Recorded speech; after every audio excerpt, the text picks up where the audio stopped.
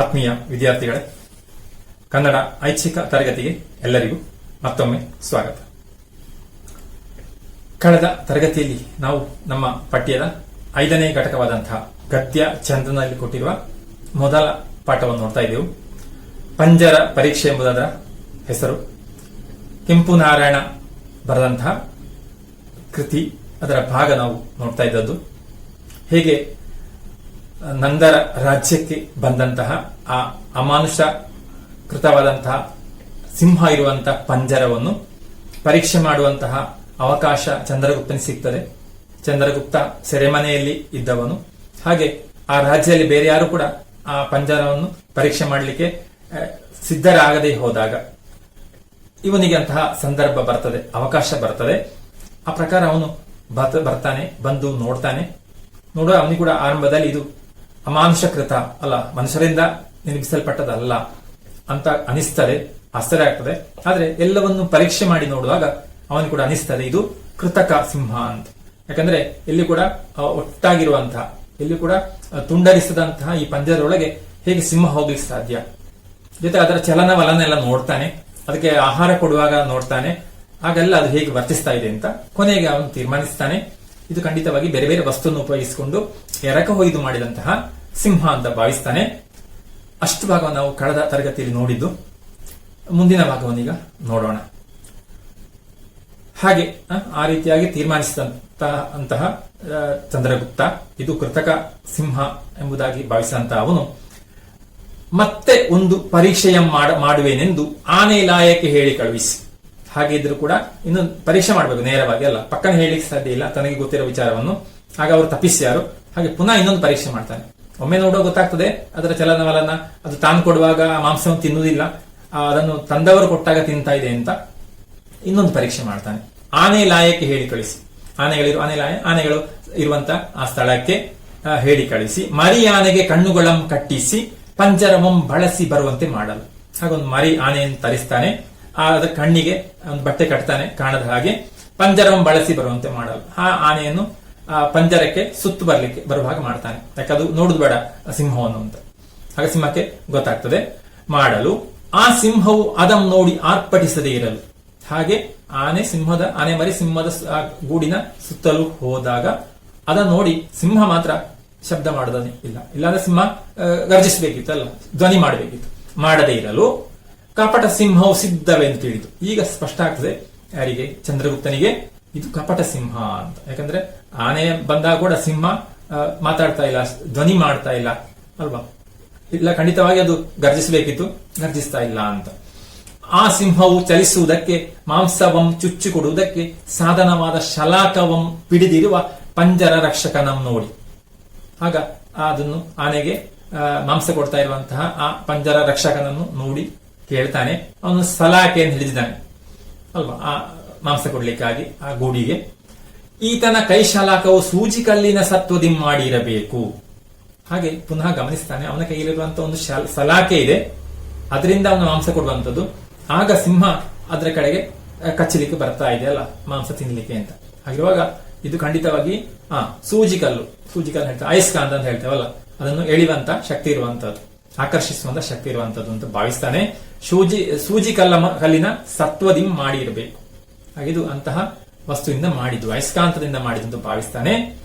ಇದರ ತುದಿ ಮಾಂಸಕ್ಕೆ ಸಿಂಹವೆರಗಿ, ಹಾಗೆ ಅದರ ತುದಿಯಲ್ಲಿರುವಂತಹ ಮಾಂಸಕ್ಕೆ ಸಿಂಹ ಒಮ್ಮೆಗೆ ಮುಂದೆ ಬಂದು ಕಚ್ಚುವುದರಿಂದಲೂ, ಆ ತುದಿಯನ್ನು ಕಚ್ಚುವ ಕಾರಣ ಶಲಾಕಹಸ್ತನಾಗಿರುವ ಈ ಪುರುಷ ತಿರುಗಿದ ಮುಖದಲ್ಲಿ ಒಳಗೆ ಸಿಂಹವು ತಾನೂ ತಿರುಗುವುದರಿಂದ ಹಾಗೆ ಅದು ಆ ತುದಿಯನ್ನು ಕಚ್ಚುತ್ತದೆ. ಏನು ತೋರಿಸಿದಂತ ಸಲಾಕೆ ತುದಿಯಲ್ಲಿ ಮಾಂಸ ಇದೆ, ಆ ಸಲಾಕೆಯನ್ನು ಕಚ್ಚುತ್ತದೆ. ಹಾಗೆ ಸಲಾಕೆ ಯಾವುದರದ್ದು? ಈ ಅಯಸ್ಕಾಂತ ಗುಣ ಇರುವಂತಹದ್ದು. ಹಾಗಿರುವಾಗ ಅದು ಕೂಡ ತಿರುಗುತ್ತದೆ, ಅದನ್ನು ಕಚ್ಚಿ ಹಿಡಿಯುತ್ತದೆ. ಆ ಮೂಲಕ ಇವನು ಈ ಸಲಾಕೆಯನ್ನು ತಿರುಗಿಸುವಾಗ ಸಿಂಹ ಕೂಡ ತಿರುಗುತ್ತದೆ ಅಂತ ಭಾವಿಸ್ತಾನೆ. ಇಂದ ಲೋಹವನ್ನು ಆಕರ್ಷಿಸುವ ಧರ್ಮವು ಸೂಜಿಕಲ್ಲಿನ ಸ್ವಭಾವವು. ಹಾಗಿರುವಾಗ ಆ ಲೋಹವನ್ನು ಖಂಡಿತವಾಗಿ ಆಕರ್ಷಿಸುತ್ತದೆ ಯಾವುದು? ಈ ಸೂಜಿಕಲ್ಲು. ಆ ಪ್ರಕಾರ ಆ ಸಿಂಹ ಕೂಡ ಅದರೊಂದಿಗೆ ತಿರುಗುವುದು ಅಂತ ಭಾವಿಸ್ತಾನೆ ಎಂದು ನಿಶ್ಚಯಿಸಿ ಆ ಪಂಜರ ರಕ್ಷಕನನ್ನು ನೋಡಿ ಈ ರೀತಿಯಾಗಿ ತೀರ್ಮಾನಿಸ್ತಾನೆ. ಆಮೇಲೆ ಹೇಳ್ತಾನೆ ಪಂಜರ ರಕ್ಷಕನನ್ನು, ಎಲೈ ನಿನ್ನ ಕೈಶಲಾಕವಂ ಬಿಟ್ಟು ಪಂಜರವಂ ಬಳಸಿ ಬಾ ಎನ್ನಲು. ಹಾಗಿರುವಾಗ ನೀನು ನಿನ್ನ ಸಲಾಕೆಯನ್ನು ತೋರಿಸಬೇಡ, ಸಲಾಕೆಯನ್ನು ತೋರಿಸದೆ ಒಮ್ಮೆ ಆ ಪಂಜರವನ್ನು ಸುತ್ತು ಬಾ ಅಂತ ಹೇಳ್ತಾನೆ. ಮಾಂಸ ಹಿಡಿದು ಸುತ್ತು ಬಾ ಅಂತ ಏನಲು ಅದರ ರಕ್ಷಕನು ಈ ವಾಕ್ಯವನ್ನು ಕೇಳಿ, ಆಗಿರುವಾಗ ಅವನೇನ್ ಹೇಳ್ತಾನೆ? ಅದರ ರಕ್ಷಣೆಗೆ ಬಂದಂತ ವ್ಯಕ್ತಿ ಕೇಳಿ ತನ್ನ ಮನಸ್ಸಿನಲ್ಲಿ ಗ್ರಹಿಸ್ತಾನೆ, ಯಾರಿಗೂ ತಿಳಿಯದಿರುವ ಈ ಶಲಾಕವಂ ಈ ನೋಟಕನು ಆಕ್ಷೇಪಿಸುತ್ತಲಿದ್ದಾನೆ. ಇಷ್ಟವರೆಗೆ ಯಾರು ಹೇಳಿಲ್ಲ ಈ ಸಲಾಕೆಯ ಬಗ್ಗೆ, ಇವನೀಗ ಹೇಳ್ತಾ ಇದ್ದಾನಲ್ಲ ಸಲಾಕೆಯನ್ನು ಬಿಟ್ಟು ಆ ಗೂಡಿಗೆ ಸುತ್ತು ಬಾ ಅಂತ. ಕಪಟ ಶಿಲ್ಪೋಪಾಯ ಪರೀಕ್ಷೆಯಲ್ಲಿ ಈತನು ಶಲಾಕ ಪರೀಕ್ಷೆನಂತೆ ತೋರುತ್ತಲಿದೆ. ಹಾಗಿರುವಾಗ ಈ ಕಪಟ ಶಿಲ್ಪೋಪಾಯ ಪರೀಕ್ಷೆ ಯಾವುದಂತ ಈ ಕಪಟ ಸಿಂಹ, ಕಪಟ ಪಂಜರ, ಹಾಗಿರುವಾಗ ಇದರ ಪರೀಕ್ಷೆಯಲ್ಲಿ ಈತನು ಶಲಾಕ ಪರೀಕ್ಷೆನಂತೆ ತೋರುತ್ತಲಿದೆ. ಇವನಿ ಸಲಾಕೆಯನ್ನು ಪರೀಕ್ಷೆ ಮಾಡುವ ಸಾಮರ್ಥ್ಯ ಇರುವ ಅಂತ ಕಾಣ್ತಾ ಇದೆ. ನಮ್ಮ ಕಪಟವು ಈತನಿಂದ ಪ್ರಕಟಕ್ಕೆ ಬರುವಂತೆ ತೋರುತ್ತಲಿದೆ. ಇವನಿಗೀಗ ಸಲಾಕೆಯ ಬಗ್ಗೆ ಸಂಶಯ ಬಂದಿದೆ. ಹಾಗಿರುವಾಗ ಇದು ಅವನಿಗೆ ಗೊತ್ತಿರುವಂತ ವ್ಯಕ್ತಿ ಆಗಿರಬೇಕು ಅಂತ ಅನಿಸ್ತದೆ. ಹಾಗಿರುವಾಗ ನಮ್ಮ ಈ ಕಪಟತನ, ಈ ಮೋಸ ಇವನಿಗೆ ಗೊತ್ತಾಯ್ತು ಅಂತ ತೋರ್ತದೆ. ಈತನ ಆಕ್ಷೇಪಕ್ಕೆ ಹೀಗೆ ಹೇಳಬೇಕೆಂದು ನಿಶ್ಚಯಿಸಿ, ಹಾಗೆ ಇವನು ಹೇಳುವ ಇನ್ನು ಉತ್ತರ ಕೊಡ್ಬೇಕಲ್ಲ, ಇವನಿಗೆ ಸ್ವಲ್ಪ ಅರ್ಥ ಆಗಿದೆ ಅಂತ ಕಾಣಿಸ್ತದೆ ಚಂದ್ರಗುಪ್ತನ ಕುರಿತು. ಆಮೇಲೆ ಹೇಳ್ತಾನೆ ಚಂದ್ರಗುಪ್ತನಲ್ಲಿ, ಅಯ್ಯ ನೋಟಕರೇ, ಜನ್ಮಾರಭ್ಯ ಶಲಾಕಾಗ್ರದ ಮಾಂಸದಿಂದಲೇ ಜೀವಿಸುವ ಈ ಸಿಂಹವು. ಆ ಕೂಡಲೇ ಒಂದು ಬದಲಾವಣೆ ಮಾಡ್ತಾನಲ್ಲ, ಗೊತ್ತಾಗದ ಹೇಳ್ತಾನೆ. ಸಂಶಯ ಬರ್ತದೆ ಚಂದ್ರಗುಪ್ತನಿಗೆ ಗೊತ್ತಾಗಿದೆ ಅಂತ, ಆದ್ರೆ ಅದು ಹಾಗೆಂತ ಇವನಿಗೆ ಆ ರೀತಿಯಾಗಿ ಒಪ್ಪಿಕೊಳ್ಳಿ ಸಾಧ್ಯ ಇಲ್ಲ. ಅದ ಕಾರಣ ಹೇಳ್ತಾನೆ, ಇನ್ನೊಂದು ಉಪಾಯ ಮಾಡ್ತಾನೆ. ನೋಡಿ, ಅಯ್ಯ ನೋಟಕರೇ, ಇದು ನೋಡುವವರೇ, ಬಹಳ ಮಂದಿ ಇದ್ದಾರಲ್ಲ, ಎಲ್ಲರಿಗೂ ಕೇಳುವಾಗ ಹೇಳ್ತಾನೆ, ಜನ್ಮಾರಭ್ಯ ಶಲಾಕಾಗ್ರದ ಮಾಂಸದಿಂದಲೇ ಜೀವಿಸುವ ಈ ಸಿಂಹವು. ಆ ಶಲಾಕಾಗ್ರದಲ್ಲಿ ಈ ರೀತಿಯಾಗಿ ತನ್ನಲ್ಲಿ ಕೈಲಿರುವಂತಹ ಈ ಸಲಾಕೆಯ ಮೂಲಕ ಕೊಡುವಂತಹ ಈ ಮಾಂಸದಿಂದಲೇ ಜೀವಿಸುವಂತಹ ಈ ಮಾಂಸಾಶ ರಹಿತವಾಗಿ ರಿಕ್ತ ಹಸ್ತನಾದ ನನ್ನನ್ನು ನೋಡಿ ಸುಮ್ಮನಿರುವುದು. ಹಾಗಿರುವಾಗ ನನ್ನನ್ನು ನೋಡಿ ನಾನು ಈ ರೀತಿಯಾಗಿ ಯಾವತ್ತೂ ಕೊಡುವ ಕಾರಣ ಏನಾಗಿದೆ? ಅದು ಸುಮ್ಮನೆ ಇರ್ತದೆ ನನ್ನನ್ನು ನೋಡಿಕೊಂಡು. ರಿಕ್ತ ಹಸ್ತನಾದ ನನ್ನನ್ನು ನೋಡಿ ಸುಮ್ಮನಿರುವುದು. ಹಾಗಿರುವಾಗ ರಿಕ್ತ ಹಸ್ತ, ಹಾಗಿರುವಾಗ ನನ್ನ ಕೈಯಲ್ಲಿರುವಂತಹ ಆ ಸಲಾಕೆ ನೋಡಿ ಯಾವತ್ತು ಅದು ತಿನ್ನಲಿಕ್ಕೆ ಬರ್ತದೆ ಆಹಾರವನ್ನು. ಈಗ ನನ್ನ ಕೈಯಲ್ಲಿ ಸಲಾಕೆ ಇಲ್ಲ ಅಂದ್ರೆ ಏನಾಗ್ತದೆ? ರಿಕ್ತ ಹಸ್ತ, ಸಲಾಕೆ, ಬರಿಗೈ ಅಂತ ಅರ್ಥ ಅಲ್ಲ. ಹಾಗಿರುವಾಗ ಬರಿಗೈಯಲ್ಲಿ ಇರುವಂತಹ ನನ್ನನ್ನು ನೋಡಿ ಸುಮ್ಮನಿರುವುದು. ನನ್ನ ಕೈಯಲ್ಲಿ ಆಹಾರ ಇಲ್ಲ, ಮಾಂಸ ಇಲ್ಲ, ಅಥವಾ ಸಲಾಕೆ ಇಲ್ಲ, ಅದ ಕಾರಣ ಸುಮ್ಮನೆ ಇದೆ. ಸಲಾಕೆ ಹೇಳಿದ್ರೆ ಗೊತ್ತಾಗ್ತದೆ ನಾನು ಮಾಂಸ ಕೊಡ್ತೇನೆ ಅಂತ. ನನ್ನಲ್ಲಿ ಮುಂದೆ ಪೋಷಕ ವಿಶ್ವಾಸವನ್ನು ಬಿಡುವುದು. ಹಾಗೆ ಈಗ ನಾನು ಆ ಸಲಾಕೆ ಇಲ್ಲದೆ ಈ ರೀತಿಯಾಗಿ ಹೋದ್ರೆ ನನ್ನ ಬಗ್ಗೆ ನಂಬಿಕೆ ಅದು ಬಿಟ್ಟು ಬಿಡ್ಬೋದಲ್ವಾ? ಈಶ್ವರ ಗೊತ್ತಿದೆ ಈ ಸಲಾಕೆಯ ಮೂಲಕ ನಾನು ಕೊಡುವಂತದ್ದು ಮಾಂಸವನ್ನು ಅಂತ. ಆ ಸಲಾಕೆ ಇಲ್ಲದೆ ನಾನು ಆ ಕಡೆ ಹೋದ್ರೆ ಏನಾದಿತ್ತು? ಅದು ಖಂಡಿತವಾಗಿಯೂ ನನ್ನನ್ನು ಗಮನಿಸಲಿಕ್ಕಿಲ್ಲ, ಮತ್ತೆ ನನ್ನ ಮೇಲೆ ನಂಬಿಕೆ ಬಿಡಬಹುದು. ನಂಬಿಕೆ ಬರ್ಲಿಕ್ಕಿಲ್ಲ ಅಲ್ಲ, ಅಂದ್ರೆ ಇಷ್ಟುವರೆಗೆ ಯಾವ ಅಭ್ಯಾಸ ಆದದ್ದು ಅಂತ. ಆದ್ದರಿಂದ ಶಲಾಕವನ್ನು ಬಿಡಕೂಡದು. ಹಾಗೆ ಸಲಾಕೆಯನ್ನು ಬಿಟ್ಟು ಹೋಗ್ಲಿಕ್ಕೆ ಸಾಧ್ಯ ಇಲ್ಲ. ಇದುವರೆಗೆ ಸಲಾಕೆಯಲ್ಲೇ ಕೊಟ್ಟದ್ದು ಅದಕ್ಕೆ ಮಾಂಸವನ್ನು, ಅದಿಲ್ಲ ಅಂದ್ರೆ ಅದು ಕೂಡ ನಂಬಲಿಕ್ಕಿಲ್ಲ ಎಂದು ಹೇಳುವ ಪಂಜರ ರಕ್ಷಕನನ್ನು ನೋಡಿ ಈ ರೀತಿಯಾಗಿ ತನ್ನ ಈ ಉಪಾಯ ಅವನಿಗೆ ಗೊತ್ತಾಗ್ತಾ ಇದೆ ಚಂದ್ರಗುಪ್ತನಿಗೆ ಅಥವಾ ಬಂದಂತ ವ್ಯಕ್ತಿಗೆ ಅಂತ ಭಾವಿಸಿಕೊಂಡು ಈ ಉಪಾಯ ಮಾಡ್ತಾನೆ. ಆದ್ರೆ ಚಂದ್ರಗುಪ್ತ ಹೇಳ್ತಾನೆ, ಎಲೈ ಪ್ರಿಯನೆದುರಿಗೆ ವಿಲಾಸವಂ ತೋರುವ ಜಾರ ಸ್ತ್ರೀಯಂತೆ ಅಯಸ್ಕಾಂತದೆದುರಿಗೆ ಕೃಷ್ಣಲೋಹ ಶಲಾಕಯುಕ್ತವಾದ ಈ ಕಪಟ ಸಿಂಹವು ಹಲವು ಪರಿಚಲಿಸುವುದು ಆಶ್ಚರ್ಯವೇನು? ನನಗೆ ಗೊತ್ತಾಗಲಿಲ್ಲ ಅಂತ ಭಾವಿಸಬೇಡ. ಪ್ರಿಯನೆದುರಿಗೆ ವಿಲಾಸವಂ ತೋರುವ ಜಾರ ಸ್ತ್ರೀಯಂತೆ, ಜಾರ ಸ್ತ್ರೀಯರು ಗೊತ್ತಿದೆ ಅಲ್ವಾ ಯಾವ ರೀತಿಯಾಗಿ ಅಂತಹ ಜಾರ ಸ್ತ್ರೀಯರು ವರ್ತಿಸ್ತಾರೋ ಆ ರೀತಿಯಾಗಿ ವರ್ತಿಸಬೇಡ. ಪ್ರಿಯನೆದುರಿಗೆ ವಿಲಾಸಂ ತೋರುವ ಜಾರ ಸ್ತ್ರೀಯಂತೆ ಅಯಸ್ಕಾಂತದೆದುರಿಗೆ ಕೃಷ್ಣಲೋಹ ಶಲಾಕಾಯುಕ್ತವಾದ ಈ ಕಪಟ ಸಿಂಹವು ಹಲವು ಬಾರಿ ಚಲಿಸುವುದು ಆಶ್ಚರ್ಯವೇನು. ಹಾಗಿರುವಾಗ ಖಂಡಿತವಾಗಿ ಇದು ಕಪಟ ಸಿಂಹ. ಇದು ನಿನ್ನ ಈ ಶಲಾಕೆ ನನಗೆ ಗೊತ್ತಿದಲ್ವಾ, ಅಯಸ್ಕಾಂತದ ಗುಣವುಳ್ಳ ಶಲಾಕೆ ಇದು. ಹಾಗಿರುವಾಗ ಖಂಡಿತವಾಗಿ ಇದರ ಎದುರು ಈ ಕೃತಕ ಸಿಂಹ ಖಂಡಿತವಾಗಿ ಚಲಿಸ್ತದೆ, ಇದರಲ್ಲಿ ಯಾವ ಸಂಶಯವೂ ಇಲ್ಲ ಅಂತ ಹೇಳ್ತಾನೆ. ಇನ್ನು ಆ ರೀತಿಯಾಗಿ ಯಾವ ರೀತಿ ಜಾರ ಸ್ತ್ರೀಯ ಹಾಗೆ ಅಲ್ಲ, ವ್ಯಭಿಚಾರಿಣಿಯರು ಹೇಗೆ ವರ್ತಿಸ್ತಾರೋ ಆ ರೀತಿ ಇದು ವರ್ತಿಸ್ತಾ ಇದೆ ನಿನ್ನ ಈ ಸಲಾಕೆಯನ್ನು ನೋಡಿ. ಆಶ್ಚರ್ಯ ಇಲ್ಲ, ಇದರಲ್ಲಿ ಯಾವ ಆಶ್ಚರ್ಯ ಇಲ್ಲ. ಇದರಂತೆ ಅರಗು ಮೇಣಗಳು ಅಗ್ನಿಸೆಕೆಗೆ ಕರಗುವುದು ಎಂಬ ಅರ್ಥವು ಲೋಕ ಪ್ರಸಿದ್ಧವಲ್ಲವೇ. ಆಗ ಅರಗು ಮೇಣ ಇದೆಲ್ಲ ಬೆಂಕಿ ಕಂಡಾಗ ಕರಗುತ್ತದೆ. ಅದೇ ರೀತಿ ನಿನ್ನ ಈ ಅಯಸ್ಕಾಂತದ ಸಲಾಕೆ ಮುಂದೆ ಹಿಡಿದಾಗ ಖಂಡಿತವಾಗಿಯೂ ಅದನ್ನು ಕಚ್ಚಿದಂತಹ ಸಿಂಹ ಈ ರೀತಿಯಾಗಿ ಸುತ್ತು ಬರ್ತದೆ. ಇದು ಖಂಡಿತವಾಗಿ ನನಗೆ ಅರ್ಥವಾಗಿದೆ. ಇದಕ್ಕೆ ಈ ಉದಾಹರಣೆ ಕೂಡ ಕೊಡ್ತಾನೆ. ವ್ಯಭಿಚಾರಿಣಿಯರು ಹೇಗೆ ಆಕರ್ಷಣೆಗೆ ಒಳಗಾಗಿ ಬರ್ತಾರೋ, ಇನ್ನೊಬ್ಬರನ್ನು ಆಕರ್ಷಿಸ್ತಾರೋ ಹಾಗೆ, ಜೊತೆಗೆ ಅಗ್ನಿ ಮೇಣ ಮತ್ತು ಅರಗು ಹೇಗೆ ಬೆಂಕಿಯ ಎದುರು ಬಂದಾಗ ಕರಗುತ್ತದೋ ಹಾಗೆ ಲೋಕಪ್ರಸಿದ್ಧವಾದ್ದು. ಹಾಗೆಯೇ ಈ ಅಯಸ್ಕಾಂತದ ಮುಂದೆ ಬಂದಾಗ ಖಂಡಿತವಾಗಿಯೂ ಅದರ ಆಕರ್ಷಣೆಗೊಳಗಾಗ್ತದೆ. ಹಾಗೆ ಈ ಸಿಂಹ ತಿರುಗುತ್ತಾ ಇದೆ ಅಂತ ಹೇಳ್ತಾನೆ. ಅದಂ ಕೇಳಿ ಆ ಪಂಜರ ರಕ್ಷಕರು ಲಜ್ಜೆಯಿಂದ ತಲೆಬಾಗಿ. ಇಷ್ಟು ಹೇಳಿದಾಗ ಇವರಿಗೆ ಗೊತ್ತಾಗ್ತದೆ, ನಮ್ಮ ಗುಟ್ಟು ಅವನಿಗೆ ಗೊತ್ತಾಯಿತು ಅಂತ. ಲಜ್ಜೆಯಿಂದ ನಾಚಿಕೆಯಿಂದ ತಲೆಬಾಗ್ತಾರೆ, ಕೈ ಮುಗಿದು ತಾವು ಜಿತರಾದೇವೆಂದು ಹೇಳ್ತಾರೆ, ನೀವು ಜಯಿಸಿದ್ದೀರಿ ನಮ್ಮ ಈ ಪರೀಕ್ಷೆಯಲ್ಲಿ ಅಂತ ಹೇಳ್ತಾನೆ. ಹೇಳುತ್ತಾ ಶಲಾಕವಂ ಚಂದ್ರಗುಪ್ತನ ಮುಂದೆ ಒಪ್ಪಿಸಲು ಆ ಸಲಾಕೆಯನ್ನು ಚಂದ್ರಗುಪ್ತನಿಗೆ ಕೊಡ್ತಾರೆ. ನಿಜ, ನೀವು ಹೇಳಿದಾಗೆ ನಾವು ಸೋತೆವು, ಇದು ಅಂತಹ ಗುಣವುಳ್ಳದ್ದು ಅಂತ. ಆಗ ಚಂದ್ರಗುಪ್ತನು ಹೀಗೆಂದು ಆಲೋಚಿಸುತ್ತಿದ್ದಾನೆ. ಆಗ ಚಂದ್ರಗುಪ್ತ ಮುಂದೆ ಏನು ಆಲೋಚಿಸಿದ? ಕಪಟ ಶಿಲ್ಪವಾದ ಈ ಪಂಜರವಂ ದೇಶಾಂತರದಿಂದ ಪ್ರಯತ್ನಪೂರ್ವಕವಾಗಿ ತಂದು ಈ ಆಸ್ಥಾನದ ಬಳಿಯಲ್ಲಿ ಇಳುಹಿ ಸಾರುವುದಕ್ಕೆ ನಿಮಿತ್ತವೇನೆಂದರೆ, ಹಾಗೆ ಗ್ರಹಿಸ್ತಾನೆ, ಇಂತಹ ಒಂದು ಪಂಜರವನ್ನು, ಈ ಕೃತಕ ಸಿಂಹದ ಪಂಜರವನ್ನು ತಂದು ಇಲ್ಲಿ ಇಳಿಸಿ, ಈ ನಮ್ಮ ಆಸ್ಥಾನದ ಬಳಿ ಇಳಿಸಿ, ರಾಜನ ಆಸ್ಥಾನದ ಬಳಿ ಇಳಿಸಿ ಸಾರುವುದಕ್ಕೆ ನಿಮಿತ್ತವೇನೆಂದರೆ, ಏನು ಕಾರಣ ಅಂದ್ರೆ, ನಂದರು ಕಪಟೋಪಾಯದಿಂದ ಮೌರ್ಯರನ್ನು ಸಂಹರಿಸಿದರೆಂಬ ವಾರ್ತೆಯು ದೇಶಾಂತರದಲ್ಲಿ ಪ್ರಸಿದ್ಧವಾದುದರಿಂದ ಇಡೀ ದೇಶದಲ್ಲಿ ಪ್ರಚಾರವಾಗಿದೆ. ಏನು?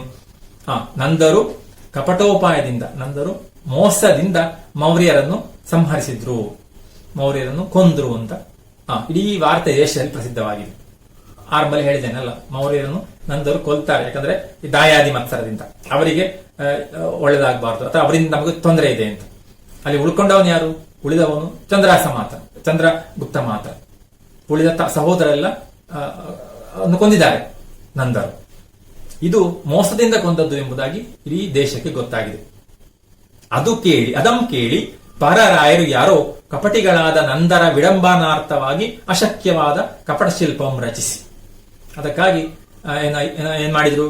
ಯಾರೋ ಬೇರೆ ರಾಜರು ಕಪಟಿಗಳಾದ ಈ ಮೋಸಗಾರರಾದಂತ ನಂದರ ವಿಡಂಬನಾರ್ಥವಾಗಿ ಅವರನ್ನು ವಿಡಂಬಿಸಲು ಅಲ್ವಾ, ಅವರನ್ನು ಹಾಸ್ಯ ಮಾಡಲು ಅಥವಾ ಅವರು ಸಮರ್ಥರಲ್ಲ ಅಂತ ಅವರನ್ನು ಅವಮಾನ ಮಾಡಲಿಕ್ಕಾಗಿ ಅಶಕ್ಯವಾದ ಕಪಟ ಶಿಲ್ಪವನ್ನು ರಚಿಸಿ, ಇಂತಹ ಕಪಟ ಶಿಲ್ಪವನ್ನು ಈ ರೀತಿಯಾಗಿ ಪಂಜರವನ್ನು ನಿರ್ಮಿಸಿ ಇಲ್ಲಿಯ ಜನರ ಬುದ್ಧಿ ಪರೀಕ್ಷಾರ್ಥವಾಗಿ ಕಳಿಸಿದರಾಗಿ ಇರಬೇಕು. ಬಹುಶಃ ಅಷ್ಟು ಬುದ್ಧಿವಂತರೋ, ಇಲ್ಲಿನವರಷ್ಟು ಬುದ್ಧಿವಂತರೋ ಎಂಬ ಪರೀಕ್ಷೆ ಮಾಡಲಿಕ್ಕಾಗಿ ಕಳಿಸಿರ್ಬೇಕು. ಅಂದ್ರೆ ನಂದರು ಅಷ್ಟು ಸಮರ್ಥರಲ್ಲ, ಬುದ್ಧಿವಂತರಲ್ಲ ಅಂತ ಗೊತ್ತಿದೆ, ಮೋಸದಿಂದ ಕೊಂದಿದ್ದಾರೆ ಮೌರ್ಯರನ್ನು, ಅದು ಎಲ್ಲರ ಮುಂದೆ ತೋರಿಸಬೇಕು. ಆಗ ಅವರಿಗೆ ಅವಮಾನ ಮಾಡಬೇಕು, ಅವರ ಬುದ್ಧಿವಂತಿಕೆಯನ್ನು ಎಲ್ಲರಿಗೂ ತೋರಿಸಬೇಕು ಎಂಬುದಕ್ಕೆ ಹೀಗೆ ಮಾಡಿರಬೇಕು ಅಂತ ಗ್ರಹಿಸ್ತಾನೆ. ಇಲ್ಲಿಯ ಜನರ ಬುದ್ಧಿ ಪರೀಕ್ಷಾರ್ಥವಾಗಿ ನೋಡ, ಅಷ್ಟು ಸಮರ್ಥರ ಇದ್ದಾರ ಇಲ್ಲಿ ಅಂತ ನೋಡುವ. ಗೆದ್ದದಲ್ಲ, ಮೋಸದಿಂದ ಮೌರ್ಯರನ್ನು ಹೊರಗೆ ಹಾಕಿದ್ದಾರೆ, ಸಾಮ್ರಾಜ್ಯವನ್ನು ಇವರು ಕಿತ್ತುಕೊಂಡಿದ್ದಾರೆ ಅಂತ. ಆ ಕಪಟವು ಇಲ್ಲಿ ಪ್ರಕಟವಾದುದರಿಂದ ಕಪಟಿಗಳಾದ ಪರರಾಯರನ್ನು ದಂಡಿಸುವುದಕ್ಕೆ ಶಕ್ತನಾದ ಅಮಾತ್ಯ ರಾಕ್ಷಸನು ಅವರ ಮುಖಭಂಗವನ್ನು ಮಾಡುವುದಕ್ಕೆ ಅವರ ಕಡೆ ಪಂಜರ ರಕ್ಷಕರು ಈ ಸಿಂಹವು ಅಮಾನುಷಕೃತವೆಂದು ಆಸ್ಥಾನದಲ್ಲಿ ಆಡಿದ ಅನರ್ಥ ವಾಕ್ಯವನ್ನು ಆಕ್ಷೇಪಿಸುತ್ತಾರೆ. ಹಾಗಿರುವಾಗ ಮುಂದೆ ಏನಾಗಬಹುದು?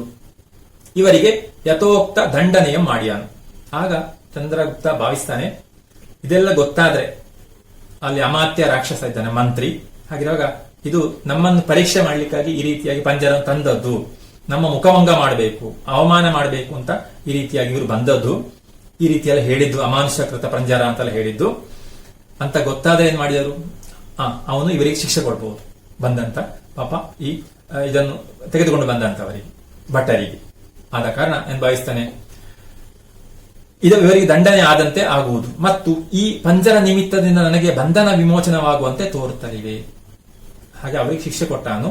ಜೊತೆಗೆ ಈ ಪಂಜರದ ಕಾರಣವಾಗಿ ನಾನು ಈ ಬಂಧನದಿಂದ ಬಿಡುಗಡೆ ಹೊಂದಬಹುದಲ್ಲ. ನಂದರು ಹೇಳಿದಾರಲ್ಲ, ಇದನ್ನು ಯಾರು ಇದರ ರಹಸ್ಯವನ್ನು ಯಾರು ಹೇಳ್ತಾರೆ, ಭೇದಿಸ್ತಾರೆ, ಅವರನ್ನು ಅಂತಹ ವ್ಯಕ್ತಿಯನ್ನು ಬಂಧನದಿಂದ ಬಿಡುಗಡೆ ಮಾಡಲಾಗುವುದು ಅಂತ. ಯಾಕಂದ್ರೆ ಭಟ್ಟರ ಆರಂಭದಲ್ಲಿ ಹೇಳಿದ್ದಾರೆ, ಸೆರೆಮನೆಯಲ್ಲಿ ಇರುವ ಒಬ್ಬ ಇದಕ್ಕೆ ತಯಾರಾಗಿದ್ದಾನೆ ಅಂತ. ಹಾಗಿರುವಾಗ ನನಗೆ ಒಳ್ಳೆಯ ಅವಕಾಶ ಇದು ಅಂತ ಗ್ರಹಿಸ್ತಾನೆ. ಹಾಗಿರುವಾಗ ಇವರು ಯಾರದ್ದು ಗೊತ್ತಾದ್ರೆ ಸಮಸ್ಯೆ ಆದಿತ್ತು. ಆಗ ಬೇಗ ಇವರನ್ನು ಕಳಿಸೋದು ಒಳ್ಳೆಯದು ಭಾವಿಸ್ತಾನೆ. ಆದ್ದರಿಂದ ಈ ದೂತರ ದೇಶವನ್ನು ತಿಳಿದು ಈಗಲೇ ಇಲ್ಲಿಂದ ಚದರಿ ಹೋಗುವಂತೆ ಮಾಡಬೇಕು. ಇವರನ್ನು ಬೇಗ ಇಲ್ಲಿಂದ ಹೋಗುವಾಗ ಮಾಡಬೇಕು. ಅದರ ಮೊದಲು ಇವರು ಎಲ್ಲಿಂದ ಬಂದಂತ ಕೇಳೋಣ. ಅಲ್ಲದೆ ಅಮಾತ್ಯ ರಾಕ್ಷಸನಿಗೆ ಗೊತ್ತಾದ್ರೆ ಖಂಡಿತವಾಗಿ ಕೆಲವೊಮ್ಮೆ ಅವನು ಇವರಿಗೆ ಶಿಕ್ಷೆ ಕೊಡಬಹುದು, ನಮ್ಮನ್ನು ಪರೀಕ್ಷೆ ಮಾಡಲಿ ಬಂದಿದ್ದಾರೆ ಇವರು ಎಂದು ನಿಶ್ಚಯಿಸಿ ಚಂದ್ರಗುಪ್ತನು ಆ ಪಂಜರ ರಕ್ಷಕರ ಉದ್ಘೋಷಣಾದ ಆಕಾರವನ್ನು ನೋಡಿ, ಯಾವ ರೀತಿಯಾಗಿ ಅವರು ಹೇಳ್ತಾ ಇದ್ದಾರೆ, ಮಾತಾಡ್ತಾ ಇದ್ದಾರೆ, ಘೋಷಣೆ ಕೂಗ್ತಾ ಇದ್ರೋ ನೋಡಿ, ಇವರು ಪಾರ್ವತೇಯರು ಎಂದು ನಿಶ್ಚಯಿಸಿ, ಇವರು ಪಾರ್ವತೇಯರು ಅಂದ್ರೆ ಆ ರಾಜ್ಯದಿಂದ ಬಂದದ್ದು ಅಂತ ಭಾವಿಸ್ತಾರೆ. ಆ ರೀತಿಯಾಗಿ ಭಾವಿಸಿ, ಎಲೈ ನಿಮ್ಮ ದೇಶ ಯಾವುದೆಂದು ಕೇಳಲು, ಅವರು ಆ ಕಡೆಯಿಂದ ಬಂದವರು ಅಂತ ಗ್ರಹಿಸ್ತಾರೆ. ಅದನ್ನು ಕೇಳ್ತಾನೆ ಇವನು, ನಿಮ್ಮ ದೇಶ ಯಾವುದು ಅಂತ. ಆಗ ಅವರು ಹೇಳ್ತಾರೆ, ಸ್ವಾಮಿ ಗಟ್ಟ ಬೆಟ್ಟವಂ ಸೇರಿ ಪರರಿಂ ಜೀವಿಸುತ್ತಾ ಕಾಡ ಜೋಗಿಯಾಗಿ ತಿರುಗುತ್ತಿರುವವರಿಗೆ ಈ ದೇಶವೆಂದು ಪರಿಮಿತ ಉಂಟೆ ಎಂದೇನದು. ಈ ರೀತಿಯಾಗಿ ಒಂದು ಜಟಿಲವಾದಂತಹ ರೀತಿಯಲ್ಲಿ ಹೇಳ್ತಾರೆ, ಅಲ್ಲ ಗುಪ್ತಾಗಿ ಹೇಳುವಂತಹ ರೀತಿಯಲ್ಲಿ ಹೇಳ್ತಾರೆ ಮಾತನ್ನು, ಪಕ್ಕನೆ ಗೊತ್ತಾಗದ ಹಾಗೆ. ಅದಂ ಕೇಳಿ ಪರ್ವತ ರಾಜಾಧಿಪತಿಯಾದ ಅರಸಿನ ಭೃತ್ಯರೆಂದು ಗೂಢಾರ್ಥದಿಂದ ಈ ದೂತರು ಸೂಚಿಸಿದಂತಾಯಿತು ಎಂದು ನಿಶ್ಚಯಿಸಿ. ಚಂದ್ರಗುಪ್ತನಿಗೆ ಗೊತ್ತಾಗ್ತದೆ, ಇವರು ಗೂಢಾರ್ಥದಲ್ಲಿ ರಹಸ್ಯವಾಗಿ ಹೇಳಿದ್ದಾರೆ, ನೇರವಾಗಿ ಹೇಳಿಲ್ಲ. ಅವರ ಮಾತಿನ ಅರ್ಥ ಇವನಿಗೆ ಆಗ್ತದೆ. ಇದು ಪರ್ವತ ರಾಜ್ಯಾಧಿಪತಿಯಾದ, ಆ ಪರ್ವತ ರಾಜ್ಯಾಧಿಪತಿಯಾದಂತ ಆ ಪರ್ವತದ ರಾಜ್ಯದ ಅರಸನಾದಂತಹ ಅವರಿಂದ ಬಂದವರು, ಕಳಿಸಿಕೊಂಡು ಬಂದವರು, ಅರಸಿನ ಭೃತ್ಯರೆಂದು ಅವರ ಸೇವಕರು ಅಂತ ಭಾವಿಸಿಕೊಂಡು ಸ್ಪಷ್ಟ ಆಗ್ತದೆ ಅವನಿಗೆ. ಗೂಢಾರ್ಥದಿಂದ ಈ ದೂತರು ಸೂಚಿಸಿದಂತಾಯಿತು. ಬಹಳ ಗೂಢವಾಗಿ ಹೇಳಿದ್ದಾರಲ್ಲ, ರಹಸ್ಯವಾಗಿ ಹೇಳಿದ್ದಾರೆ, ಎಲ್ಲರಿಗೂ ಗೊತ್ತಾಗದ ಹಾಗೆ ನಿಶ್ಚಯಿಸಿ ಆ ದೂತರ ಮುಖವನ್ನು ಚೆನ್ನಾಗಿ ನೋಡಿ, ಅವರ ಮುಖವನ್ನೇ ನೋಡ್ತಾನೆ. ಚಂದ್ರಗುಪ್ತನು ಈಗಲೇ ಹೊರಟು ಹೋಗುವಂತೆ ಕಣ್ಣು ಸನ್ನೆಯಿಂದ ಸೂಚನೆ ಮಾಡಲು, ಈಗಲೇ ನೀವು ಹೊರಟು ಹೋಗಿ ಅಂತ ಕಣ್ಣಲ್ಲಿ ಹೇಳ್ತಾನೆ. ಅರ್ಥ ಆಯ್ತಲ್ಲ ಎಲ್ಲಿಂದ ಬಂದದ್ದು ಗೊತ್ತಾಗ್ತದೆ ಅವನಿಗೆ, ಯಾವ ಕಡೆಯಿಂದ ಬಂದವರು ಅಂತ. ಹೀಗೆ ಹೇಳಲು ಅದನ್ನು ತಿಳಿದು ಆ ಪಂಜರ ರಕ್ಷಕರು ಇವನ ಈ ಸನ್ನೆಯನ್ನು, ಕಣ್ಸನ್ನೆಯನ್ನು ನೋಡಿ ಅರ್ಥ ಮಾಡಿಕೊಂಡಂತ ಅವರು, ತಾವು ಇಲ್ಲಿ ಇದ್ದರೆ ತಮಗೇನು ಅನಿಷ್ಟ ತಲುಪುವುದಾಗಿ ಇದೆ, ಇಲ್ಲಿಂದ ಹೊರಟು ಹೋಗಿ ಎಂದು ಚಂದ್ರಗುಪ್ತನು ಕಣ್ಣ ಸನ್ನೆಯಿಂದ ಸೂಚಿಸಿದನ್ನು ತಿಳಿದು. ಬಹುಶಃ ಅವರು ಈ ರೀತಿ ಭಾವಿಸ್ತಾರೆ, ಕಣ್ಣಲ್ಲೇ ಹೇಳಿದ್ದಾರೆ, ನಾವು ಇನ್ನಿಲ್ಲಿದ್ರೆ ನಮಗೇನು ಅಪಾಯ ಆಗಬಹುದು ಅಂತ ಭಾವಿಸಿಕೊಂಡು ಈ ರೀತಿ ಹೇಳಿದ್ದಾರೆ. ಅವರು ಜನರ ಸಂದಣಿಯಲ್ಲಿ ತಮ್ಮ ಸಾಮಗ್ರಿಗಳನ್ನು ಬಿಟ್ಟು ಬೈರಾಗಿ ವೇಷದಿಂದ ಹೊರಟು ಹೋದರು. ಹಾಗೆ ಎಲ್ಲವನ್ನು ಬಿಟ್ಟು ಹೊರಟು ಹೋಗ್ತಾರೆ, ಬೈರಾಗಿ ಹೇಳಿ ಹಾಗೆ ಎಲ್ಲವನ್ನು ತಿಳಿಸಿಕೊಂಡು ಹೋಗ್ತಾರೆ. ಇವನ ಮಾತನ್ನ ಕೇಳಿ ಅಥವಾ ಅರ್ಥ ಮಾಡಿಕೊಂಡು ಅವರು ಕೂಡ ಭಯ ಆಗ್ತದೆ, ನಮ್ಗೆ ಅಪಾಯ ಇದೆ ಅಂತ. ಜೊತೆಗೆ ಚಂದ್ರಗುಪ್ತನಿಗೆ ಅದರ ಪ್ರಯೋಜನ ಇದೆ ಅಲ್ವಾ, ಇವರು ಹೋಗ್ಬೇಕು, ಇಲ್ಲಾಂದ್ರೆ ಮಂತ್ರಿ ಅಮಾತ್ಯ ರಾಕ್ಷಸ ಇವರಿಗೆ ಶಿಕ್ಷೆ ಕೊಡಬಹುದು ಅಂತ, ಯಾಕಂದ್ರೆ ತಮ್ಮನ್ನೇ ಪರೀಕ್ಷೆ ಮಾಡಿಕೊಂಡು ಬಂದಿದ್ದಾರೆ ಅಂತ. ಈ ರೀತಿಯಾಗಿ ಈ ಭಾಗ ಪೂರ್ತಿ ಆಗ್ತದೆ. ಬಂದಂತಹ ಅವರು ಎಲ್ಲವನ್ನು ಬಿಟ್ಟು ಹೋಗ್ತಾರೆ ಭಟ್ಟರು. ಜೊತೆಗೆ ಚಂದ್ರಗುಪ್ತ ಅಲ್ಲಿಂದ ಬಿಡುಗಡೆ ಆಗ್ತಾನೆ. ಯಾಕಂದ್ರೆ ನಂದರು ಆ ರೀತಿಯ ಹಿಂದೆ ಹೇಳಿದ್ದಾರೆ ಅಲ್ವಾ, ಈ ಪರೀಕ್ಷೆಯನ್ನು ಯಾರು ಮಾಡ್ತಾರೋ ಅವನನ್ನು ಬಿಡುಗಡೆ ಮಾಡಲಾಗುವುದು ಅಂತ. ಈ ರೀತಿಯಾಗಿ ಇಷ್ಟು ಭಾಗ ಆ ಮುದ್ರಾ ಮಂಜೂಷದಿಂದ ಎತ್ತಿಕೊಂಡಂತಹ ಈ ಭಾಗ, ಪಂಜರ ಪರೀಕ್ಷೆ ಎಂಬ ಈ ಭಾಗವನ್ನು ನಾವೀಗ ನೋಡಿದ್ದೇವೆ. ಆ ಮೂಲಕ ನಮ್ಗೆ ಗೊತ್ತಾಗ್ತದೆ ಹೇಗೆ ಬಂದಂತಹ ಸಂದರ್ಭವನ್ನು, ಅಲ್ಲ ಅನುಕೂಲವಾದಂತಹ ಸಂದರ್ಭವನ್ನು ಬುದ್ಧಿವಂತಿಕೆಯಿಂದ ಚಂದ್ರಗುಪ್ತ ಉಪಯೋಗಿಸಿದ್ದ ಅಂತ. ಆಗ ಬೇರೆ ಸಾಮರ್ಥ್ಯಕ್ಕಿಂತ ಶಕ್ತಿಗಿಂತ ಯುಕ್ತಿ ಮುಖ್ಯ ಅಂತ ಹೇಳ್ತೇವೆ. ಹಾಗೆ ಆ ಸಂದರ್ಭವನ್ನು ಉಪಯೋಗಿಸಿದ, ಇಂಥ ಸಂದರ್ಭವನ್ನು ಉಪಯೋಗಿಸಿದ ಕಾರಣ ಆ ಬಂಧನದಿಂದ ಬಿಡುಗಡೆಯಾದ ಎಂಬುದರಲ್ಲಿ ಮುಖ್ಯವಾಗುವಂಥದ್ದು.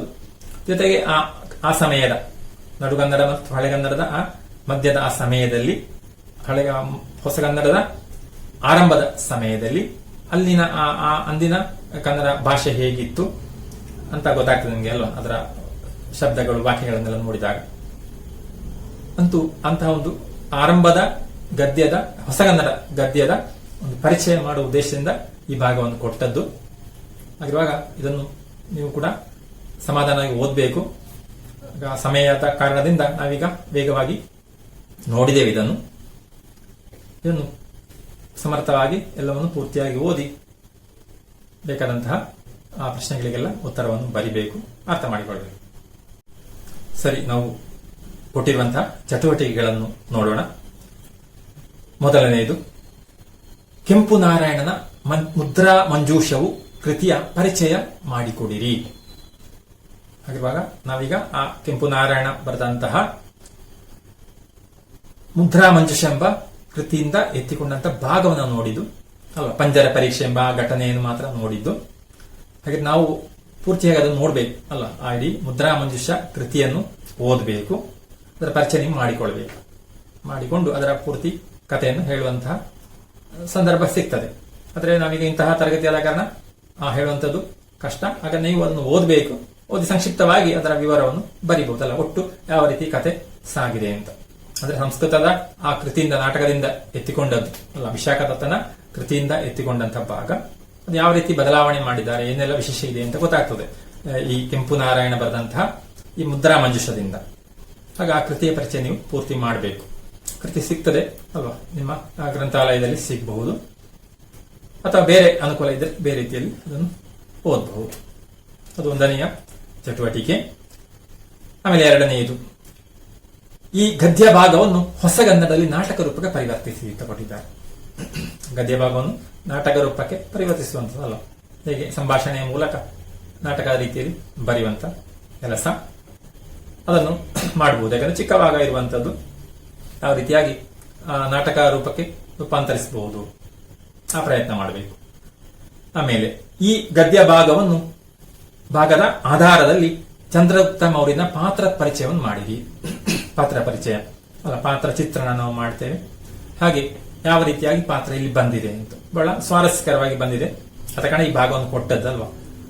ಹೇಗೆ ಅವನು ಇಂತಹ ಒಂದು ಸಂದರ್ಭ ಅವನಿಗೆ ಬಂತು, ಪಂಜರ ಪರೀಕ್ಷೆ ಮಾಡುವಂಥದ್ದು, ಅದನ್ನು ಹೇಗೆ ಅವನು ಉಪಯೋಗಿಸಿದ್ದ ಅಲ್ಲ, ಸೆರೆಮನೆಯಲ್ಲಿ ಇದ್ರೂ ಕೂಡ ಹೇಗೆ ಅವನು ಅದರಿಂದ ಹೊರಗೆ ಬಂದು ಇಂತಹ ಒಂದು ಅವಕಾಶವನ್ನು ಉಪಯೋಗಿಸಿದ, ಜೊತೆಗೆ ಹೇಗೆ ಕಂಡು ಹಿಡಿದ ಆ ಅಮಾನುಷಕೃತ ಪಂಜರ ಅಂತ ಹೇಳಿದ್ದು, ಅದನ್ನು ಇವನು ಬಹಳ ಒಂದೊಂದೇ ರೀತಿಯಲ್ಲಿ ನೋಡಿ ಗಮನಿಸಿ ಅದರ ಇದು ಅಮಾನುಷ ಅಲ್ಲ, ಇದು ಕೃತಕವಾಗಿ ನಿರ್ಮಿಸಿದ್ದು, ಇದರ ಮೋಸ ಇದೆ ಅಂತ ಹೇಗೆ ಗಮನಿಸಿದ, ಜೊತೆಗೆ ಯಾವ ರೀತಿ ವರ್ತಿಸಿದ ಅಲ್ವಾ. ಕೊನೆಗೆ ಅದರಿಂದ ಹೇಗೆ ತನ್ನ ಈ ಬಂಧನದಿಂದ ಹೇಗೆ ಪಾರಾದ, ಜೊತೆಗೆ ಬಂದಂತ ಅವರನ್ನು ಕೂಡ ಹೇಗೆ ಬೇಗ ಹೊರಗೆ ಹೋಗುವ ಹಾಗೆ ಮಾಡಿದ, ಯಾಕಂದ್ರೆ ಆ ಮಂತ್ರಿಗೆ ಗೊತ್ತಾಗಬಾರದು ಅಂತ. ಅಂತೂ ಬಹಳ ಬುದ್ಧಿವಂತಿಕೆಯಿಂದ, ಜಾಣ್ಮೆಯಿಂದ, ಯುಕ್ತಿಯಿಂದ ಹೇಗೆ ಅವನು ತನ್ನ ಈ ಬಂಧನದಿಂದ ಬಿಡುಗಡೆಯಾದ, ಅದಕ್ಕಾಗಿ ಆ ಪಾತ್ರ ಹೇಗೆ ಬಂದಿದೆ ಈ ಕೃತಿಯಲ್ಲಿ ಎಂಬುದಾಗಿ ಬರೀಬೇಕು.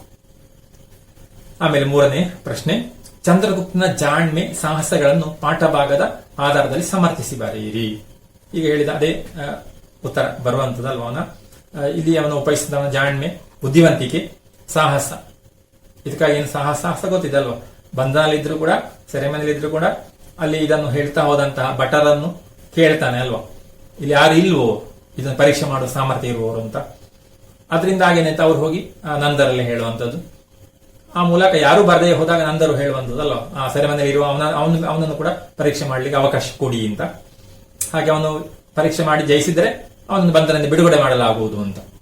ಆಗ ಈ ಸಾಹಸಕ್ಕೆಲ್ಲ ಇವನು ತಯಾರಾಗ್ತಾನಲ್ಲ. ಇವನು ಹೀಗೆ ಮಾಡಿದ ಕಾರಣ ಇಂಥ ಅವಕಾಶ ಸಿಕ್ಕಿತು, ಆ ಬುದ್ಧಿವಂತಿಕೆಯನ್ನು ಉಪಯೋಗಿಸಿದ. ಹಾಗಿರುವಾಗ ಅವನ ಬಂಧನಕ್ಕೆ ಇದೆಯಲ್ಲ ಕಾರಣ ಅಂತ ನಾವು ಹೇಳಬೇಕು. ಪಾಠಭಾಗದ ಆಧಾರದಲ್ಲಿ ಸಮರ್ಥಿಸಿ ಬರೆಯಿರಿ.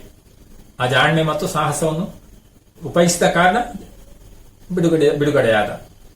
ಈ ಸಾಹಸವನ್ನು ಮನಸ್ಸು ಮಾಡಿದಲ್ಲ, ಇಲ್ಲದ್ರೆ ಸೆರೆಮನೆ ಇದ್ದವ ಸುಮ್ಮನೆ ಇದ್ರೆ ಈ ಅವಕಾಶ ಸಿಗ್ತಿರ್ಲಿಲ್ಲ. ಆಗ ಈ ಸಾಹಸಕ್ಕೆ ತಯಾರಾದ, ಜೊತೆಗೆ ಅಲ್ಲಿ ಬುದ್ಧಿವಂತಿಕೆಯನ್ನು ಉಪಯೋಗಿಸಿದ. ಇಷ್ಟು ವಿಷಯ ಅಲ್ಲಿ ಹೇಳಬಹುದು. ಆಮೇಲೆ ಇಂತಹ ಪ್ರಯೋಗಗಳ ಬಗ್ಗೆ ಬರೆಯಿರಿ. ಆಬಾಲ ವೃದ್ಧರು, ಆಮರಣ ಅಂತ, ಆಪಾದ ಮಸ್ತಕ, ಆಜನ್ಮ ಪರ್ಯಂತ, ಇಂತಹ ಪ್ರಯೋಗಗಳ ಬಗ್ಗೆ ತಿಳಿಸಿರಿ ಅಂತ ಬರೆದಿದ್ದಾರೆ. ಇಂತಹ ಪ್ರಯೋಗಗಳನ್ನು ನಾವು ಬೇರೆ ಬೇರೆಯಲ್ಲಿ ಕಡೆಗಳಲ್ಲಿ ನೋಡಿರಬಹುದಲ್ವಾ. ನಿಮ್ಗೆ ಗೊತ್ತಿರುವಂತದೆ, ಗಮನಿಸಿ, ಅದನ್ನು ಗಮನಿಸಿದ್ರಾಯ್ತಷ್ಟ. ಆ ಬಾಲ ವೃದ್ಧರು ಅಂದ್ರೆ ಗೊತ್ತಾಗ್ತಲ್ಲ, ಏನು ಬಾಲಕರಿಂದ ವೃದ್ಧರವರೆಗೆ ಅಂತ, ಆಗ ಎಲ್ಲರಲ್ಲಿ ಒಳಗೊಳ್ತಾರೆ. ಹಾಗೆ ಆಪಾದ ಮಸ್ತಕ, ಪಾದದಿಂದ ತಲೆಯವರೆಗೆ, ಮಸ್ತಕದವರೆಗೆ ಅಂತ ಈ ರೀತಿಯಾಗಿ ಹೇಳುವಂಥದ್ದು. ಆಗ ಒಂದು ಶಬ್ದದಲ್ಲೇ ಇಡೀ ವಿಷಯ ಸೇರಿಕೊಳ್ತಾರೆ. ಹಾಗಿರೋ ಇಂಥ ಪ್ರಯೋಗಗಳನ್ನು ಬಳಸುವಂಥದ್ದು. ಆವರಣ ಅಂತ ಅದೇ ರೀತಿಯಲ್ಲಿ ಅಲ್ವಾ, ಆ ಜನ್ಮ ಪರ್ಯಂತ ಅಂತ, ಇಡೀ ಜನ್ಮದಲ್ಲಿ, ಜೀವನದಲ್ಲಿ ಅಂತ. ಹೀಗೆ ಅದನ್ನು ಗಮನಿಸಬೇಕು. ಭಾಷಾಭ್ಯಾಸದಲ್ಲಿ ಕೊಟ್ಟಿದ್ದಾರೆ, ಈಗಾಗಲೇ ನಾವು ಮಾಡ್ತಾ ಬಂದದ್ದು ಅಲ್ವಾ. ಏನು ಭಾವನಾಮಗಳನ್ನು ಹೇಳುವರು. ಪಾಠ ಭಾಗದ ಇಂತಹ ಪದಗಳನ್ನು ಸಂಗ್ರಹಿಸಲು ಕೊಟ್ಟಿದ್ದಾರೆ. ಬಡವ, ಬಡತನ, ಬಾಳು, ಬಾಳುವೆ, ಹಾಗೆ, ಹಗೆತನ, ಇಂತಹ ಪದಗಳನ್ನು ಭಾವನಾಮಗಳನ್ನು ಹೇಳುವರು. ನಾವೀಗಾಗಲೇ ತಿಳಿದದ್ದು, ಬಳಸ್ತಾ ಇರುವಂತದ್ದು. ಇದೇ ರೀತಿಯ ಭಾವನಾಮಗಳು ಬಂದಿದ್ರೆ ಅದನ್ನು ಸಂಗ್ರಹಿಸಿ ಬರಿಬೇಕು. ಆಮೇಲೆ ತಲೆಬಾಗು, ಕೈ ಮುಗಿದು, ರಾಜಸನ್ನಿಧಿ, ಮಾಂಸಾಭಿಲಾಷೆ, ಈ ಪದಗಳ ವಿಗ್ರಹವಾಕ್ಯ ಬರೆದು ಸಮಾಸವನ್ನು ಹೆಸರಿಸಿರಿ. ಈ ರೀತಿಯ ಪ್ರಯೋಗಗಳನ್ನು ಸಂಗ್ರಹಿಸಿ ಬರೆಯಿರಿ. ಗೊತ್ತಿರುವಂತದ್ದೇ ಅಲ್ವಾ, ವಿಗ್ರಹವಾಕ್ಯ, ಸಮಾಸ ಅಂತ ಅಲ್ಲ. ಸಮಾಸ ಪದವನ್ನು ಬಿಡಿಸಿ ಬರೆದರೆ ವಿಗ್ರಹವಾಕ್ಯವಾಗುವಂಥದ್ದು, ಅರ್ಥಪೂರ್ಣವಾಗಿ ವಿಂಗಡಿಸಬೇಕು. ಅದೇ ರೀತಿ ಆ ವಿಗ್ರಹವಾಕ್ಯವನ್ನು ಒಟ್ಟು ಮಾಡಿದರೆ ಸಮಾಸ ಪದ ಆಗುವಂಥದ್ದು, ಸಮಸ್ತ ಪದ ಅಂತ ಹೇಳ್ತೇವೆ. ಹಾಗಿರುವಾಗ ಅದು ಇಲ್ಲಿ ಕೊಟ್ಟಿದ್ದಾರೆ. ಯಾವ ಸಮಾಸ ಅಂತ ನಮಗೆ ಗೊತ್ತಾಗ್ತದೆ ನೋಡಿದ್ರಲ್ಲ. ತಲೆಬಾಗು ಗೊತ್ತಿದೆಯಲ್ಲ, ತಲೆಯನ್ನು ಬಾಗು, ಕ್ರಿಯಾ ಸಮಾಸ ಅಂತ ಗುರುತಿಸಲಿಕ್ಕೆ ಸಾಧ್ಯ ಆಗ್ತದೆ. ಕೈ ಮುಗಿದು, ಕೈಯನ್ನು ಮುಗಿದು, ಅದು ಕೂಡ ಕ್ರಿಯಾ ಸಮಾಸ. ಆ ರೀತಿಯಾಗಿ ನಿಮ್ಗೆ ಗೊತ್ತಿರುವಂತದ್ದೇ ಅಲ್ವಾ, ಅದನ್ನು ಗಮನಿಸಿ ಬರಿಬೇಕು. ಹಾಗೆ ಇನ್ನು ಕೂಡ ಇಂತಹ ಸಮಾಸ ಪದಗಳು ಅಲ್ಲಿದ್ರೆ ಅದನ್ನು ಪಾಠ ಅಲ್ಲಿದ್ರೆ ಸಂಗ್ರಹಿಸಿ ಗುರುತಿಸಿ ಬರಿಬೇಕು. ಈ ರೀತಿಯ ಪ್ರಯೋಗಗಳನ್ನು ಸಂಗ್ರಹಿಸಿ ಬರೆಯಿರಿ ಅಂತ ಹೇಳಿದ್ದಾರೆ. ಇಷ್ಟು ಚಟುವಟಿಕೆಗಳು ಮತ್ತು ಭಾಷಾಭ್ಯಾಸ ಇಲ್ಲಿ ಕೊಟ್ಟಂತದ್ದು. ಮತ್ತು ಹೆಚ್ಚಿನ ಓದಿಗೆ ಹೇಳಿದ್ದಾರೆ. ಮುದ್ರೆಯುಂಗುರ, ತೀನಂ ಶ್ರೀಕಂಠಯ್ಯ ಅವರು ಬರೆದಂತ ಮುದ್ರೆಯುಂಗುರ ಎಂಬಂತಹ ಕೃತಿಯನ್ನು ಓದಬಹುದು. ಇಷ್ಟು ವಿಷಯ ಈ 5ನೇ ಘಟಕದಲ್ಲಿ ಬಂದಂತ ಮೊದಲ ಪಾಠ, ಪಂಜರ ಪರೀಕ್ಷೆಗೆ ಸಂಬಂಧಪಟ್ಟದ್ದು. 2 ತರಗತಿಗಳ ಮೂಲಕ ನಿಮ್ಗಿದು ಸ್ಪಷ್ಟ ಆಯಿತು ಅಂತ ಭಾವಿಸ್ತೇನೆ. ಇನ್ನು ಕೂಡ ಅದನ್ನು ಓದಬೇಕು, ಯಾಕಂದ್ರೆ ಗೊತ್ತಿದೆ ನಿಮ್ಗೆಲ್ಲ ಅದರ ಭಾಷೆಯಲ್ಲಿ ಹೇಗೆ, ಯಾವ ರೀತಿಯ ಭಾಷೆ ಬಳಸಿದ್ದು ಅಂತ. ಈಗಿನ ಆಧುನಿಕವಾದಂತಹ ಇಂದಿನ ಕನ್ನಡಕ್ಕೂ ಅದಕ್ಕೂ ಸಣ್ಣ ವ್ಯತ್ಯಾಸ ಕಾಣ್ತಾ ಇದೆ. ಆದರೂ ಹಳೆಗನ್ನಡ, ನಡುಗನ್ನಡ ಅದೆಲ್ಲ ದಾಟಿ ಆರಂಭದ ಹೊಸಗನ್ನಡದಲ್ಲಿ ಬರೆದಂತಹ ಗದ್ಯ ಕೃತಿ ಇದು. ಕೆಂಪು ನಾರಾಯಣ ಬರೆದಂಥದ್ದು. ಆ ಮೂಲಕ ನಾವು ಗಮನಿಸ್ತೇ ಅಲ್ಲ, ಮೊದಲ ಹೊಸಗನ್ನಡದ ಮೊದಲ ಕೃತಿ ಅಂತ. ಸರಿ, ಇದರೊಂದಿಗೆ ಇಂದಿನ ತರಗತಿಯನ್ನು ಪೂರ್ತಿ ಮಾಡ್ತಾ ಇದ್ದೇನೆ. ಮುಂದಿನ ಪಾಠವನ್ನು ಮುಂದಿನ ತರಗತಿಯಲ್ಲಿ ನೋಡೋಣ. ಮುಂದಿನ ತರಗತಿಯಲ್ಲಿ ಮತ್ತೆ ಭೇಟಿಯಾಗೋಣ.